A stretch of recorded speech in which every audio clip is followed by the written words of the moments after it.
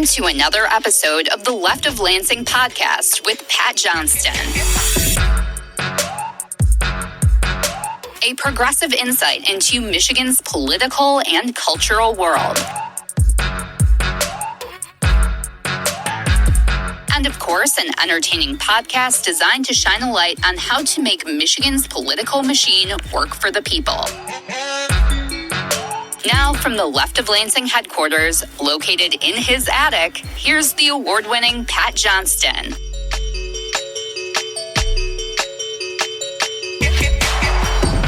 Oh, yeah! Welcome to another edition of Michigan's premier progressive podcast. I am Pat Johnston, and how about them Tigers? They just completed a series sweep of the Houston Astros in the wild card round, and they are now, and I can't believe I'm saying this, on their way to face the Cleveland Indians in the American League Championship Series. I can't tell you how pumped I am for the Tigers to be continuing to play some more October baseball. I mean, back in early August, nobody thought this was even possible. It was just a dream. It wasn't even just a dream. Nobody thought that there was a chance the Tigers would ever be in this position. Okay, I'll finish the show with a little Tigers talk, but we've got some more important things here to cover this week. For instance, as we heard in the vice presidential debate between MAGA Ohio Republican dude bro J.D. Vance and Minnesota Democratic Governor Tim Walz, the elimination of abortion rights continues to hound MAGA in every single debate or interview they give, and it keeps costing them at the polls as well. They know it. Everybody knows it. And like in the presidential debate,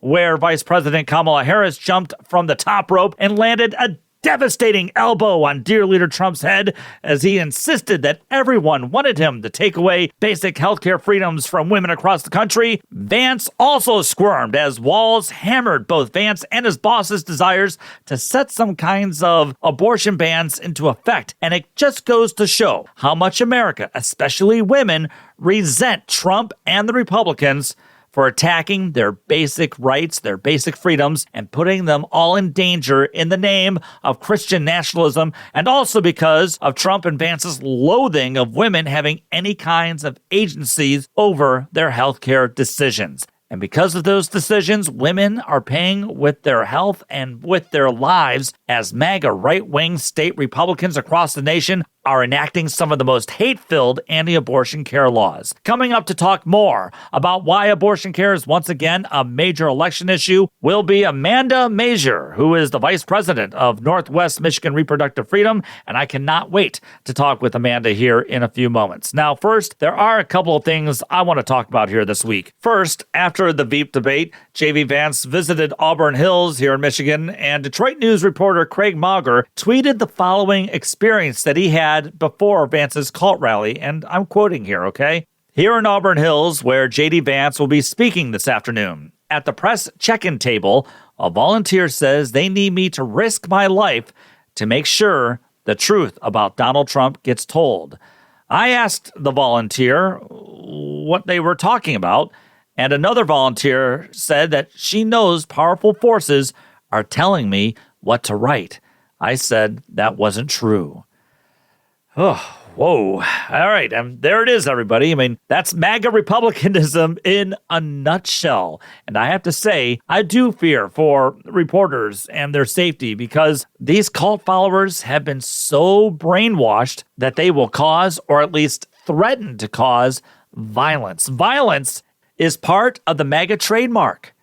Just last week, during a Trump rally at Macomb Community College, one of our good friends from the progressive activist group known as Distill Social here in Michigan, headed by Gina Keller, who's been on the podcast here a couple of times, reportedly got sexually harassed when a man grabbed them and forcibly tried to kiss them. Now, Distill Social says this was in stark contrast to other Trump MAGA rallies that they've attended where people talk with them and they often feel safe. But they said not this time. And as Distill Social posted on Twitter, we will continue to cover these events because it's our job. But what happened in Macomb County was not acceptable. When you cultivate a culture that marginalizes women and when your rhetoric shows a clear disrespect, we can't be too surprised that supporters would act this way. Look, I'm sorry. The good people from Distill Social had to deal with such an experience. And this just reminds me to please check out their Point of Disorder podcast. Gina, Julie, and Adrienne do a fantastic job week in and week out delivering the news and commentary on politics and pop culture that's happening here in Michigan and beyond. So please check out the Point of Disorder podcast. They do a great job. It's worth your time to listen. But getting back to MAGA and violence. You see, violence or the threat of violence or intimidation is what drives MAGA the most. And Dear Leader knows this, which is why he resorts to violent rhetoric on a daily basis. Now, I'm not saying this is the worst thing in the world, but in my sector here in mid-Michigan, I've had campaign signs damaged while other friends here in this area have had their signs downright stolen. A friend of ours down the street had their Harris Walz sign stolen the other day. No problem, though, as our friend simply just picked up more Harris Walz signs and posted signs from other Democratic candidates as well. So, hey, good job there. But still, it's that kind of intimidation and fear that's pervasive within the MAGA cult. And that's all thanks to Dear Leader's constant complaining and also him playing the victim. Yet this kind of violent rhetoric isn't just something that we all can laugh off. I mean, I know that we all had a little fun when Dear Leader Trump sounded like Grandpa Simpson yelling about Haitian immigrants eating cats and dogs in Springfield, Ohio. I just chuckled when I was saying that just now. And while we, including Vice President Kamala Harris, made Trump look even more foolish by mocking him with laughter, his words and the words of J.V. Vance are having serious consequences for those Haitian immigrants who are here legally. And it's also having serious consequences for others, including those who are hiring Haitian immigrants to work at their stores. For instance, a businessman in Springfield is facing threats because of his defense of his Haitian workers. Let me just say that again. A businessman is facing threats because he defended his Haitian workers. Salon reports that Jamie McGregor, a fifth-generation Springfield resident and owner of McGregor Metal, first hired Haitian workers after a large population of Haitian immigrants settled in the Ohio town back in 2020. They now make up 10% of McGregor's team and over 300 employees. Chaos and violence descended on Springfield after a false rumor that Haitian immigrants in the town were eating local pets was spread nationally by Republican nominee Donald Trump and his running mate, Senator J.D. Vance of Ohio. Amid that campaign, McGregor felt the need to speak up and defend the Haitian employees who are crucial to his business's success. They come to work every day. They don't cause drama. They're here on time, he told the New York Times earlier this month. He also defended his employees on PBS NewsHour, noting that his Haitian employees are also the most reliable. Since then, McGregor has faced a number of death threats, including posters around town with his face printed alongside the word traitor, forcing him to increase security at his business. Why are you importing third world savages who eat animals and giving them jobs over United States citizens? A voicemail left for McGregor said. McGregor, who is a lifelong Republican and two-time Trump voter, has since purchased a gun, something he had previously vowed never to do. And all this started because of Trump and Vance, as they decided to play on their cult following's ignorance and fears and racism, rather than celebrate how Haitians are trying to live out the American dream and how Haitian immigrants are actually helping their town. They are in America legally, thanks to a new federal program that allows them to travel directly from Haiti if they have a sponsor who's willing to support them during temporary humanitarian parole, as reported in Michigan Advance. Now, there was absolutely no need for this. But Trump and Vance needed to demonize immigrants because that's what the playbook calls for. And they thought Haitians eating cats and dogs was the ticket to reaching some of those voters. Of course, Vance gave up the game when he told CNN's Dana Bash a few weeks ago that he has to create or make up stories to scare voters about immigrants. The American media totally ignored this stuff until Donald Trump and I started talking about cat memes. If I have to create stories so that the American media actually pays attention to the suffering of the American people, then that's what I'm going to do, Dana, because you guys are completely letting Kamala Harris coast. You had one interview with her. You talk about pushing back against me, Dana. You didn't push back against the fact that she cast the deciding vote on the Inflation Reduction Act, which is why a lot of Americans can't afford food and housing. You just said that you're creating a story. Public policy. Sir, you just said that you're creating the story. What's that, Dana? You just said that this is a story that you created. So the eating dogs and cats thing is not accurate. Dana, it comes from firsthand accounts from my constituents. I say that we're creating a story, meaning we're creating the American media focusing on it. You know, my favorite part of that whole thing is when Vance says that he was simply reporting what constituents told him. So if his constituents told him that the Loch Ness Monster was seen swimming in the Cuyahoga River, then I guess he'd just simply retell the story that the Loch Ness Monster is indeed swimming around freely in Cleveland? I mean, that's how the lie started. And of course, not one Haitian immigrant is eating people's pets, but that didn't stop the news media from sending people there to confirm that the lie is indeed a lie. Oh my God. Or it didn't stop the right-wing MAGA blowhards out there like former presidential candidate Vivek Ramaswamy from showing up because he just really had to be there to see it for himself. You see, all of this then just solidifies for certain people out there that something bad is happening with Haitian immigrants in Springfield, Ohio, and now people's lives and well-being are threatened. And during that VEEP debate, Vance tried to blame everything on immigrants, from job losses to the reason housing costs are rising out of control. But as Kyle Davidson writes in Michigan Advance, one study from the Federal Reserve Bank of Dallas found immigrants boosted the U.S. economy without contributing to inflation, while another noted that immigration could put short-term pressure on housing and rent prices before new supply could be built, with housing experts pointing to a short supply as the reason for high housing costs. I like what the Still Social tweeted during the debate when Vance was blaming immigrants for rising housing costs. And they said, and I quote, "Only racists and people who want to make them richer think immigrants are causing the affordable housing crisis." I mean, yes, I can just see immigrants coming here to America and gobbling up $300,000 homes, can't you? And at least the Harris-Walz team has a real plan to increase the housing supply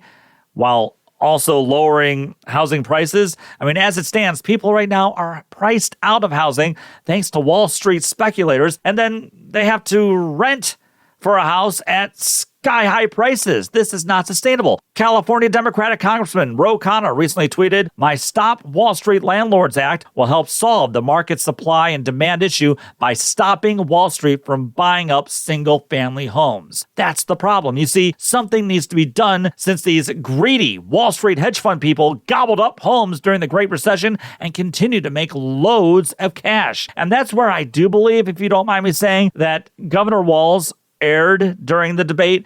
I get it. He's all Minnesota nice and all, I know. But last night, especially while talking about housing, Walz had the perfect opportunity to look right at J.D. Vance and point at him and say, "It's greedy vulture capitalists like you, J.D. Vance, like you and your fellow billionaire tech bros who are to blame for rising housing costs, not immigrants."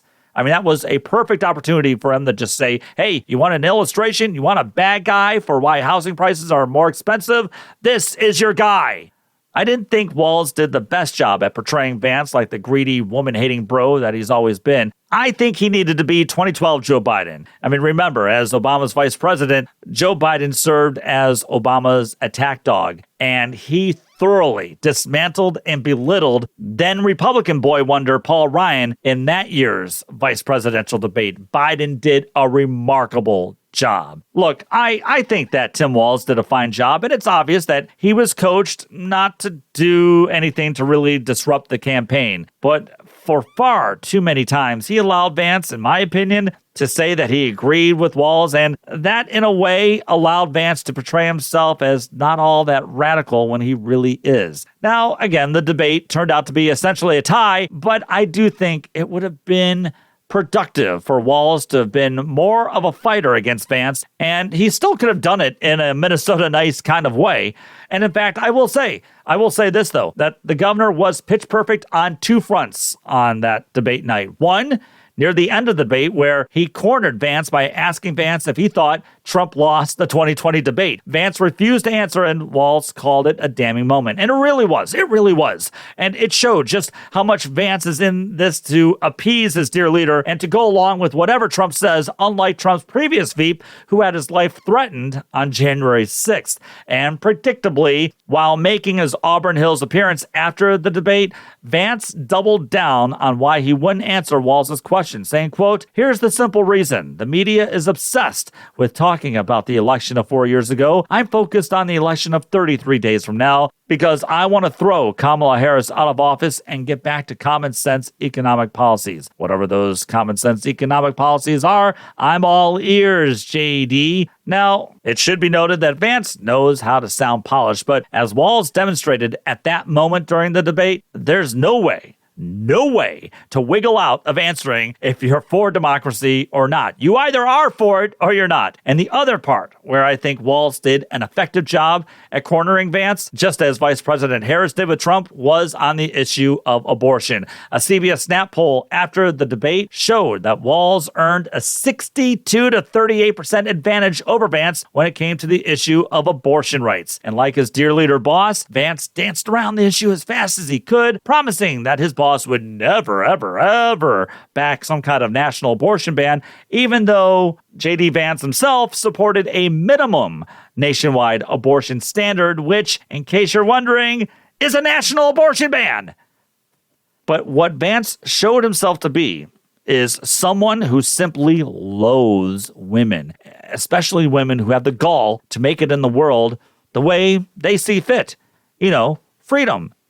He also shows that he's not pro-family. In fact, MAGA Republicans are not a pro-family party. If they were, they do whatever they can to help women with the kids that they were forced to have. As Amanda Marcotte wrote in Salon right after the debate, and I'm quoting here, "As many feminist critics, myself included, have argued, Vance's relentless talk about children isn't rooted in a true enthusiasm for the joys of parenthood. Instead, it's about leveraging childbirth as a weapon against women's equality, driving them out of the workforce and into dependent relationships with men. That's why he also opposes affordable childcare and divorce. It's why he was giddy that his accomplished mother-in-law gave up a year of her career to give him free childcare so he didn't have to contribute as much to the care of children he sure loves to talk about. And it's why he's an adamant opponent of legal abortion, even though most women who have abortions are mothers trying to care for the children they already have." Well written there by Amanda Marcotte. MAGA Republicans like J.D. Vance don't have any solutions or policy ideas to help women once they're pregnant. They just want to punish women because in their own, whatever you want to call it, Christian nationalism or bro culture or a mix of both, having the power over a woman's freedom is the end game. Coming up here in just a moment, Amanda Mazur from Northwest Michigan Reproductive Freedom will join me. You're listening to LOL.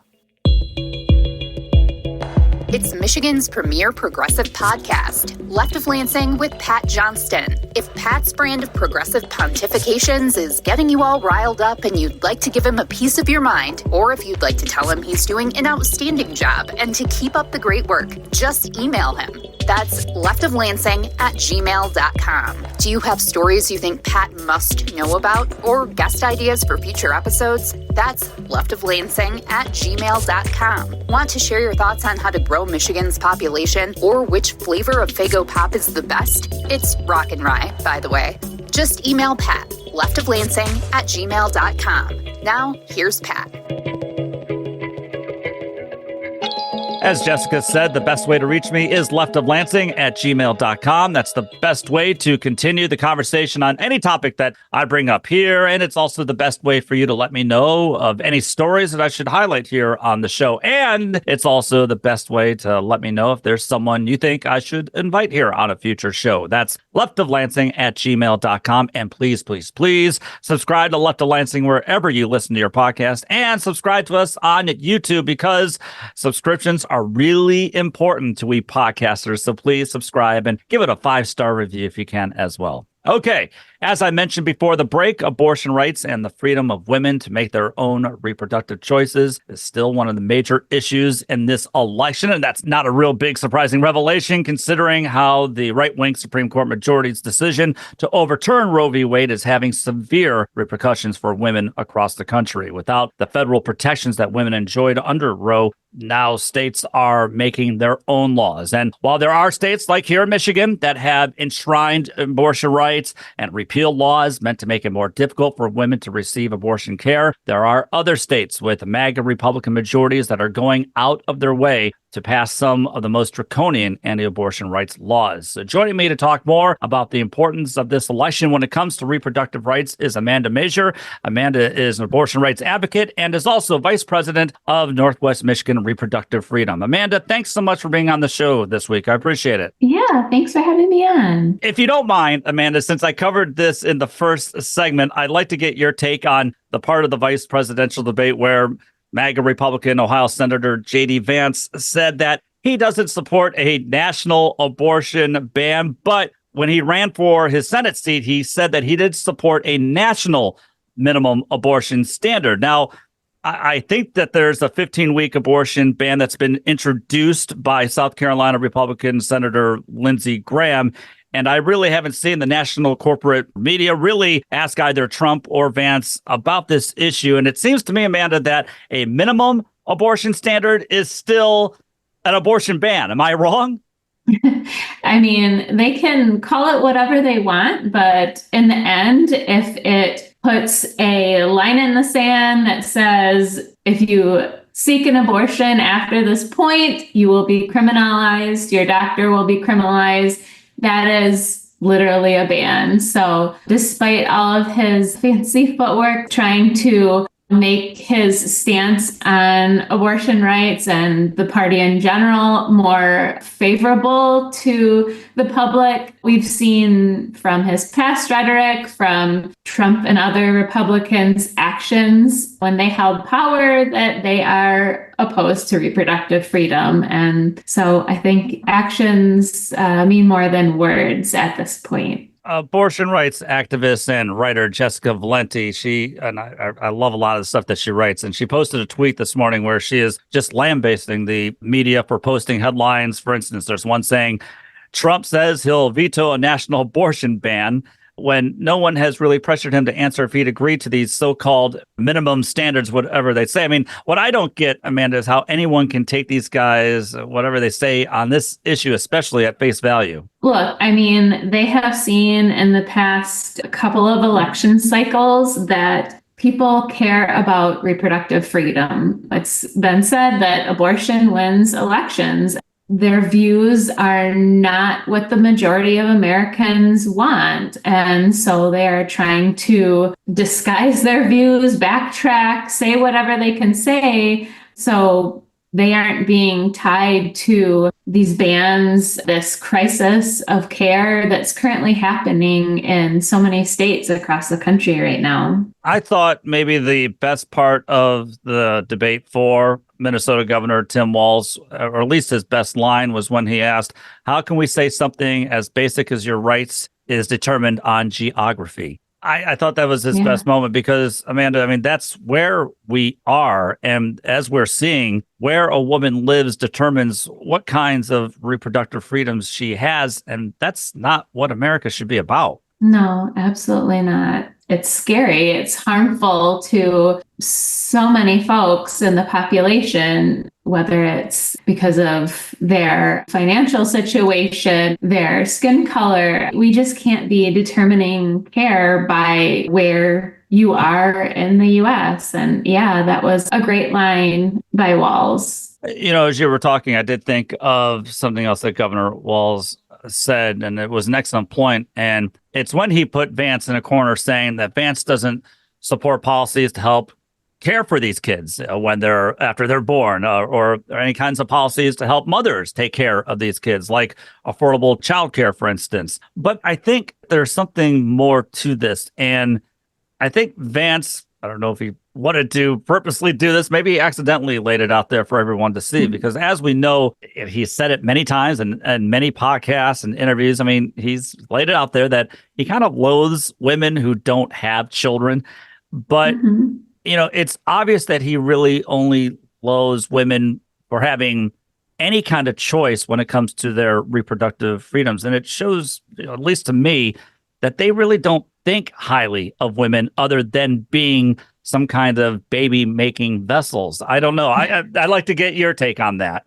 Yeah, that's just what we've seen everywhere, where people are really pushing anti-abortion legislation and also anti-family legislation, anti-child. We've seen time and time again that they don't actually care about women, besides, maybe during that time in pregnancy where they want to ensure that they stay pregnant. They don't really care about our health, our well-being. Like you said, they don't care about children after they're born. And I think this is an opportunity for Dems and progressives to really embrace the whole idea of reproductive justice, which is a movement championed by women of color that basically says you should be free not to have children, you should be free to have children, and you should be free to raise those children in a healthy and safe environment. And that takes into consideration healthcare in general, access to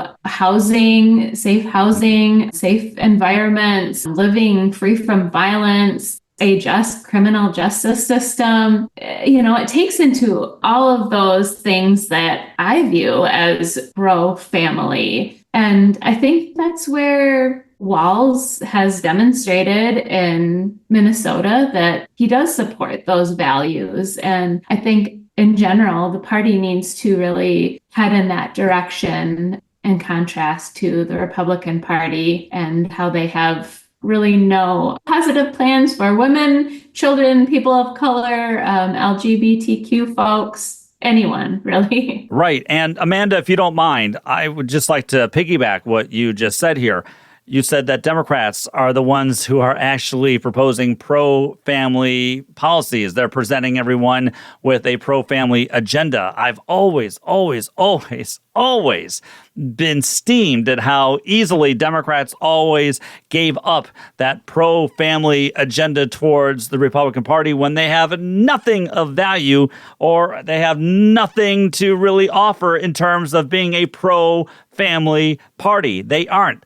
It's the Democrats who are the ones who are backing proposals to extend the child tax credit, to make childcare more affordable. And it's the Democrats, especially on the state level, like here in Michigan and also in Tim Walz's Minnesota, where universal public school meals are now law. So it's really Democrats and progressives who are the pro-family party. And I think it's time for Democrats to take that message away from MAGA Republicans. Anyway, sorry about that, getting off on a tangent. If there's one part of the debate, though, Amanda, where I think maybe could have gone better on the abortion rights issue for Tim Walz and also for Vice President Harris in her debate against Trump last month. And it's the part when it comes to pushing back whenever Republicans say that Democrats want no restrictions at all on abortions and will allow abortions up to 8 and 9 months of pregnancies. And that always gets to me because they didn't really, I don't think, sufficiently push back on that attack. And I think it's because Republicans understand that explaining why some women have to have abortions later in their terms and pregnancies isn't something you can just explain in a 10-second soundbite. But I do think Walz did a decent job in saying that those decisions must be between a woman and her doctor, and that's pressing the whole freedom issue. I think that's good. But I do think that Democrats could do a better job at explaining the painful decisions some women have to make when it comes to terminating a pregnancy after the first trimester. What do you think? I think that the conversation has really been centered around determining the cutoff, the gestational period, the acceptable time frame to enact these bans. And I think we need to get away from that and really reframe it as in a way that everyone can agree with, and that who is best able to make these decisions? Is it the patient and their doctor, or is it the government? And should women who seek care for whatever reason, whether it's a health crisis, whether they became aware of new information in their pregnancy and they need to make a decision about their health and their future, we need to just reframe this in a way that focuses on women and patients and giving them the power to make decision, because we are good moral decision makers. We are thoughtful as patients and able to think about those complex ideas in our situations and make the best choices for ourselves. And we really need to redirect that conversation to focus on that and bodily autonomy and trusting patients. Because when we focus too much on bans, it takes the personal lived experience out of it. There's always going to be people on the other side of a ban who suffer from that line in the sand. We have an opportunity here to kind of move past that and take a different approach. Yeah, we do. Amanda, what led you to become an active voice in the abortion rights movement and part of Northwest Michigan Reproductive Freedom? I've shared my story in the past, but essentially I got involved because I had an abortion. I was pregnant with what I hoped would be our second child in 2017 when my husband and I found out halfway through the pregnancy that we were just given a really devastating, life-limiting diagnosis. We decided at that point, out of compassion for myself, my family, and the child we'd hoped for, that we needed to end the pregnancy. And so we did that, and I was just shy of 24 weeks. I share my story because there's a lot of talk about gestational limits and viability, and that is not a defined point in pregnancy, really. All pregnancies are unique. With my pregnancy, there was really no point of viability. And for us, we had to experience the added stress and financial hardship of trying to access care later in the pregnancy like that, because there are limited options for people later in pregnancy. And so that just kind of really allowed me to see the challenge of some of these later abortions that are so demonized by those in opposition to abortion. Can you tell me how you feel when you see these stories of women who are really needing abortion care later in their pregnancy due to issues like you talked about with your issue, and then of course they can't get any kind of care because either it's against the law, or B, that doctors are afraid to do anything and fearing that they will be breaking the law? Can you share your feelings on when you read those stories? It's so heartbreaking. It really brings back our experience and getting that heartbreaking news and how difficult that was to access that care, but also realizing we were lucky that this happened before the Dobbs decision, that we didn't have to flee from our state and travel across the country to get what should be accessible to all healthcare. And so to see and hear these stories of women who have unnecessarily suffered because of these bans, many in positions similar to my own, it's gut-wrenching. The fact that they are also willing to share their stories, I do think it opens hearts and minds, and it takes a lot of courage to be able to do that, especially in this current environment. Right. And Amanda, that's why I'm so happy that you told your story, because as you said, there are thousands of women out there who have similar experiences like yours, and it just points to exactly why abortion care is needed throughout the country, why it must be codified throughout the country. That's also why, like I said, I think Democrats have to do a better job at explaining to everybody why there are abortions that take place after the first trimester and why such procedures are needed, especially when the fetus isn't viable and especially when the mother's health is at risk. So Democrats have to do a better job, I think, at that messaging part. And it really, really does pain me. It really pains me a lot when I hear some Democrats adopt right-wing messaging or right-wing language when it comes to this particular part of abortion care. I will hear some Democrats use the term late-term abortions, and that really, really gets under my skin because they're just using what was invented by the right wing. And we're seeing how these draconian laws across the country, especially in these red states, are having dire effects on women, especially like the one mother in Georgia who could not receive care and she died. I mean, we're seeing how the Republican Party is putting the lives of women in danger. Well, yeah, I would just say people really misunderstand who gets abortions later in pregnancy. We're talking about people who are among the most marginalized, who are not able to access health care, whether it's lack of funds or just where they live. We're talking about people who may have been victims of crimes, people with complex health issues, of course, people who are carrying a pregnancy that is very unhealthy, or, maybe this fetus is very sick, like myself, and also children, sadly. When you really stop and think about who needs later abortion care and realize who that is, and that these folks are then becoming the scapegoats and just tossed around on the debate stage as if they're just careless or heartless or whatever. I mean, That's just not the case. And I think if people cared to understand more about later abortion care, they would really be more sympathetic to those who need it. All right. Well, you wrote a piece in The Gander last summer about the gains that Michigan has made in abortion rights since the Supreme Court ruling there that ended Roe.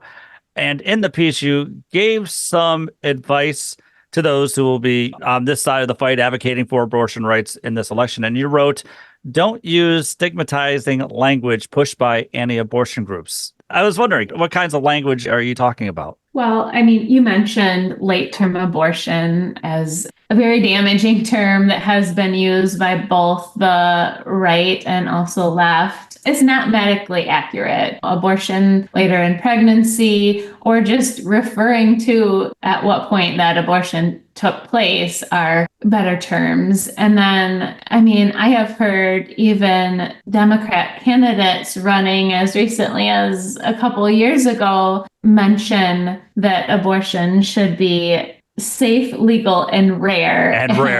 Yeah. Yeah. And we just need to get away from that, because that's suggesting that only certain abortions are worthy, that there are good and bad abortions. And it's just, we don't need to be policing that. It's healthcare. Everyone deserves to be able to control their own decisions, their health, their future. Yeah, I think there's a lot of stigmatizing language that people unknowingly maybe use. And just because I think we have allowed the anti-abortion groups to kind of direct the conversation over the last 50 years. And we, as people who are affirming of reproductive freedom, need to set down those stigmatizing terms and speak more honestly about it. Yeah, absolutely. And another point that you made in that Gander piece was for people to advocate for abortion access at the local level. Now, you're located in the northwest region of the state. Obviously, it's got many rural areas out there. Can you talk about abortion access and that being an issue in that region and probably other regions, especially in the northern regions of the state? It's hard up here. I think currently the most northern clinic providing in-clinic procedural care is in like the Saginaw area. So, northern Michigan, the UP, patients have to travel maybe hundreds of miles if they need or want in-clinic care, as opposed to telemedicine abortion, which is now available, which is an awesome development in the state, but not everyone can have that. Not everyone wants that. So there's opportunities for folks to advocate at the county level to encourage their local leaders to invest in reproductive health care and just making localities more open to getting that care in, because reproductive health care in general is lacking in many rural areas of the state. So we need to encourage that growth throughout so people can get care for all reproductive health. All right. Well, Amanda Mazur, Vice President of Northwest Michigan Reproductive Freedom. If there's someone in your area of the state who'd like to get involved with your group, what's the best way that they could do so? They can visit our website, which is NWM reprofreedom.org. We're also on Facebook, Instagram. We would love people to reach out and connect with us and see how we can collaborate to kind of advance the message of reproductive freedom and also work on addressing some of this very pervasive stigma that harms a lot of patients. You're doing great work, Amanda. Thanks so much for being on and sharing your story and your opinions here on abortion rights. And it's thanks to people on the front lines like you that women have the freedom to do what they want to with their bodies here in Michigan, and that the government cannot stop them. So thank you for everything that you're doing, and come back soon, okay? Yeah, thank you. He enjoys watching sporting events from years ago. He can recite most of the 1984 Detroit Tigers lineup. He will go to the mat in saying Michigan has produced some of the greatest music in the past 60 years. But most of all, he enjoys the loyalty of a fine dog while sipping on a tasty Michigan beer. Oh, and he loves talking about politics, if you haven't been able to tell yet. It's the Left of Lansing podcast with Pat Johnston. Need more Pat? Visit and subscribe to leftoflansing.com. Now, back to Pat. It was really great getting to actually talk with Amanda Mazur. We follow each other on Twitter, and she posts some very important details and facts on the abortion rights front on a daily basis. And I just have to say again, it was awesome getting to talk with her. And I will link to the Northwest Michigan Reproductive Freedom site, both on leftoflansing.com and also wherever you're listening to the show. Time now for the Left of Lansing Last Call. In my Monday musing for this week, I brought up how MAGA Republican U.S. Senate candidate for Michigan, Florida Mike Rogers, attended an event with Republican Chair Pete Hoekstra, in which Hoekstra told the crowd that Democrats will probably steal some votes, illustrating once again for me that there's no difference, and there's really never been a difference between the perceived old-time Republicans like Hoekstra and the former MAGA chair that he ousted, Christina Caramo. And Florida Mike apparently didn't push back at all against that nutty claim. But Florida Mike, who was also once perceived as a serious Republican lawmaker and not a MAGA loon, told a crowd full of seniors at an event in Troy last month that allowing Medicare to negotiate for lower drug prices is something that he's passionately against, and referred to the policy as sugar high politics. Wow. So Florida Mike is announcing he's for higher prescription costs. Is that what he's saying? I mean, it's an interesting track that he's taking here. Let's hear more, shall we? According to good friend of the show, reporter John King of Michigan Advance, he writes that they obtained the audio from the event in which you can hear Rogers announce that the federal government should not be involved in lowering drug prices. Huh. All right, well, let's go on some more, shall we? John King writes, in his comments, Rogers reiterated his support for Medicare Part D, which helps cover some of the costs associated with prescription drugs, noting that he voted for its passage while in Congress in 2003. I was involved in adding prescription drugs to Medicare for the very first time, Rogers told those in attendance. I thought it was nuts that you had an insurance plan that didn't have coverage. I worked to make Part D available, and it saved literally thousands and thousands of dollars per family. However, John King writes, the legislation included a provision backed by the pharmaceutical industry that explicitly prohibited the federal government from negotiating drug prices. I'll be darned. And John King also says here that Rogers later defended the provision, telling C-SPAN in 2006 that he really believed free market forces would work best.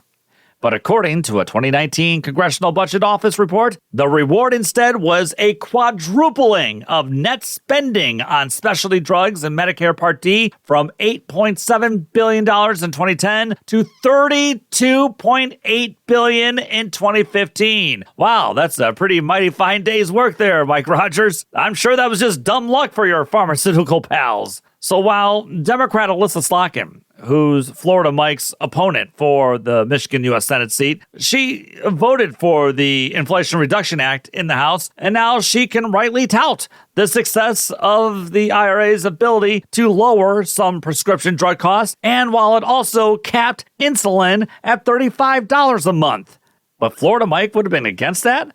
Okay, meanwhile, Alyssa Slotkin can tout how 10 drug prices will be lowered by 2026 and more will be lowered in the future. John King's story notes, according to the Centers for Medicare and Medicaid Services, CMS, the discounts on the first 10 drugs selected for negotiation range between 38 and 79% off list prices. If the new prices had been in effect last year, Medicare would have saved an estimated $6 billion, or approximately 22% across the 10 selected drugs, according to CMS.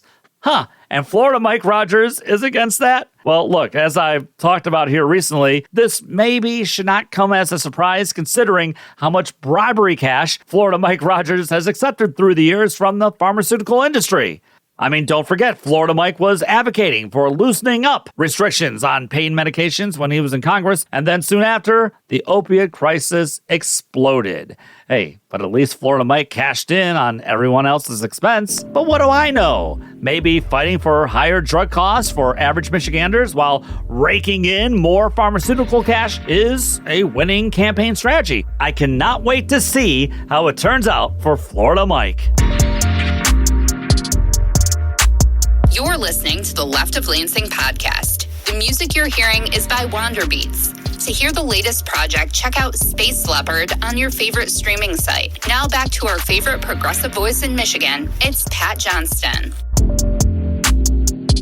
Well, that's going to do it for this edition of the Left of Lansing. Special thanks again to Amanda Mazur, the Vice President of Northwest Michigan Reproductive Freedom, for being on here this week. And thanks to all of you for listening and supporting the show. It means a lot to me. Contact me, leftoflansing@gmail.com. Oh, and I just want to give a Left of Lansing high five to Vice President Harris for announcing her support to legalizing marijuana. And she said that she's felt for a long time that marijuana should be legal. So here, Madam Vice President, soon to be president, and maybe in celebration of your announcement, I'll treat myself to a quarter of gummies sometime this weekend. Hey, look, I'm a lightweight. What can I say? And what a time it is to be a sports fan here in Michigan. The Lions earned an electrifying win against their nemesis, the Seattle Seahawks, on Monday Night Football. And of course, the Detroit Lions keep shocking the baseball world by reaching the Final 8 in the playoffs. I have to say, there's always a different feel to this state when everyone's got Tigers fever, isn't there? Oh, and get your new COVID vaccine shot. I got mine this week. It's not that bad, I promise you. Until next week, remember, take the battle to them. Thank you, Michigan. The Left of Lansing podcast was produced by Pat Johnston, written by Pat Johnston, researched by Pat Johnston, edited by Pat Johnston, and hosted by, yes, Pat Johnston. Technical assistance by Dr. Heather. And thanks to our good friend Kirsten for the awesome podcast logo. Remember to visit leftoflansing.com for more news and information. Thanks again for listening to the Left of Lansing podcast.